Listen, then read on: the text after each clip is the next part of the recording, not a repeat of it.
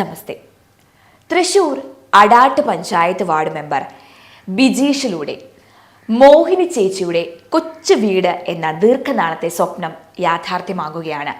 സ്വാമി സദ്ഭവാനന്ദജി മഹാരാജാണ് മോഹിനി ചേച്ചിയുടെ വീടിന്റെ കട്ടിളവപ്പ് കർമ്മം നിർവഹിച്ചത്.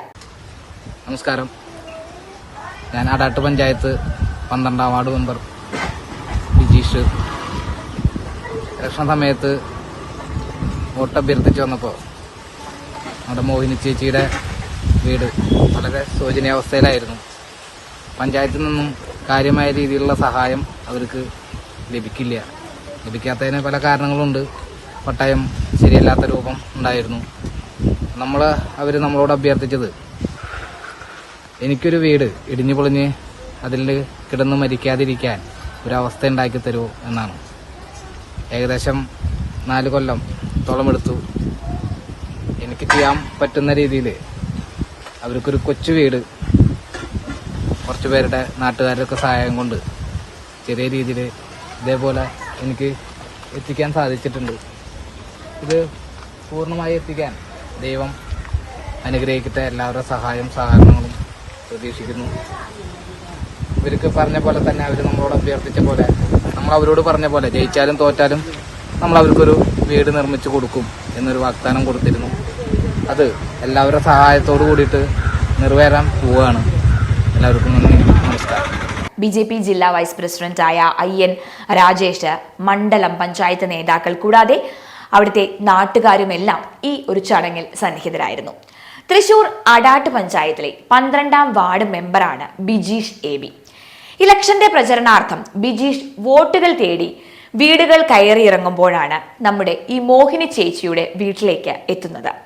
വീടിന്റെ ആ ഒരു ദുരവസ്ഥ കണ്ട് താൻ ജയിച്ചാലും തോറ്റാലും സ്വന്തം നിലയ്ക്ക് ഒരു വീട് വെച്ച് തരാം എന്ന വാഗ്ദാനം കൊടുത്താണ് ബിജീഷ് അവിടെ നിന്ന് അന്നിറങ്ങിയത്. ആ ഒരു വാഗ്ദാനമാണ് ബിജീഷിന്റെ നിശ്ചയദാർഢ്യം മൂലം ഇന്ന് യാഥാർത്ഥ്യമാകുന്നത്. ഇത് അടാട്ട് പഞ്ചായത്ത് 12ാം വാർഡാണ്. ഈ വാർഡിലെ മെമ്പറാണ്. ഇപ്പോൾ ഈ ഒരു അവസ്ഥയിൽ ഇവിടെ ഒരു വീടുണ്ടായിരുന്നു. ഒരു ഇടിഞ്ഞു പൊളിഞ്ഞ വീട് ആയിരുന്നു. ആ വീട് പണിത് കൊടുക്കാനായിട്ട് വാർഡ് മെമ്പറുടെ സാന്നിധ്യത്തിലാണ് ഇപ്പോൾ ചെയ്യുന്നത്. വാർഡ് മെമ്പറാണ് പണിത് കൊടുക്കുന്നത്. 12ാം വാർഡിൽ ബിജീഷ് ആണ് ഇത് ചെയ്തു കൊടുക്കുന്നത്. അതുപോലെ തന്നെ ഈ കോളനിയിലെ പാരിക്കാട് കോളനിയാണിത്. ഈ പാരിക്കാട് കോളനിയിലെ എല്ലാ വീടുകളിലും പൊളിച്ചു മേച്ചിലും അതുപോലെ തേപ്പ് കാര്യങ്ങളൊക്കെ ആയിട്ട് പാസ്സാക്കി കൊടുത്ത് എല്ലാവിധ നല്ല കാര്യങ്ങൾ ചെയ്തു തന്ന വാർഡ് മെമ്പറാണ് ഇപ്പം ഞങ്ങൾ മുന്നോട്ട് നയിച്ചുകൊണ്ടിരിക്കുന്നത്. ആ ഒരു ആത്മാർത്ഥം ഞങ്ങൾക്ക് ഒരുപാട് പേരുടെ സംഭാവനയും ഒപ്പം ബിജീഷിന്റെ മനസ്സും കൂടി ഒന്നു ചേർന്നപ്പോൾ മോഹിനി ചേച്ചിയുടെ ദീർഘനാളത്തെ വീട് എന്ന സ്വപ്നവും യാഥാർത്ഥ്യമാകുകയാണ്.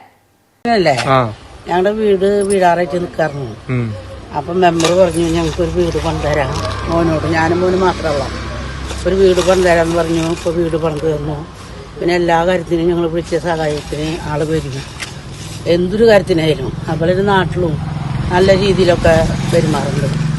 അങ്ങനെ പറഞ്ഞപ്പോൾ ഞങ്ങളുടെ വിഷമം കണ്ടപ്പോൾ ആള് ഒരു വീട് പണിത് തന്നു. വീഴാറായിട്ട് നിന്നു. പിന്നെ വീണു തന്നെ സാർ. അപ്പോൾ പിന്നെ മെമ്പർ പറഞ്ഞു ഇനി ഉള്ളത് വീഴുമ്പോഴേക്കും നമുക്ക് പേരപ്പണിയാണെന്ന് പറഞ്ഞു. അങ്ങനെ പണിത് തന്നു. അത് കാരണം ഞങ്ങൾക്കൊരു വീടായി. അല്ലെങ്കിൽ ഇപ്പോഴും ഞങ്ങൾ ഈ ഇടിഞ്ഞ് പൊളിഞ്ഞ ആ ഷെഡിൽ കിടന്നേനെ. അപ്പം അത് ഞങ്ങൾക്ക് നല്ലൊരു ഭാഗ്യം തന്നെ. എനിക്ക് മെമ്പറിനെ പറ്റി എപ്പോഴും ഇനിയിപ്പോൾ ഈ വീട് പണിതൊന്നുമില്ലല്ലോ, എല്ലാ കാര്യം മെമ്പർ നല്ല രീതിയിൽ പറഞ്ഞു ഇവിടെ നാട്ടിൽ ചെയ്യുന്നുണ്ട്. ഇപ്പോൾ ഈ മെമ്പറായപ്പിനെ എല്ലാ വീട്ടിലും എല്ലാ സ്ഥലത്തും ഓരോ കാര്യത്തിന് ഓടി എത്തും. അതുപോലെ ഒരു മരണം കഴിഞ്ഞാലും അങ്ങോട്ട് ഓടി വരും. കാര്യങ്ങളൊക്കെ ചെയ്തിട്ടാണ് ആളെ പോവുക. രാവും പകലില്ലാണ്ടൊക്കെ ഓടി വരും. അങ്ങനെ നല്ല രീതിയിൽ ഞങ്ങൾക്ക് ഈ വീട് കിട്ടിയതിന് ഞങ്ങൾക്ക് മെമ്പറിനെ എങ്ങനെ സ്നേഹിച്ചാലും മതിയാവില്ല. അത് പറഞ്ഞത് ഞങ്ങൾ വീട് ഇടിഞ്ഞ് പൊളിഞ്ഞ് കിടക്കുള്ളൂ. വന്നിട്ട് ഞങ്ങൾക്ക് വീട് പണിത് എനിക്കത് നല്ലൊരു ഉപകാരമായി. അങ്ങനെ മോൻ കൂലി പണിക്ക് പോകണം.